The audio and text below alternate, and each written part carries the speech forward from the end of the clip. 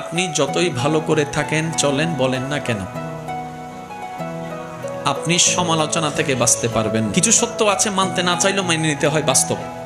আপনি যতই ভালো করে চলেন, করেন, থাকেন, বলেন না কেন, সমালোচনা, বদনাম থেকে আপনি কখনো বাঁচতে পারবেন না। আপনি এর কাছে ভালো হলে দুইজনের কাছে আপনি খারাপ নিশ্চিত হবেন।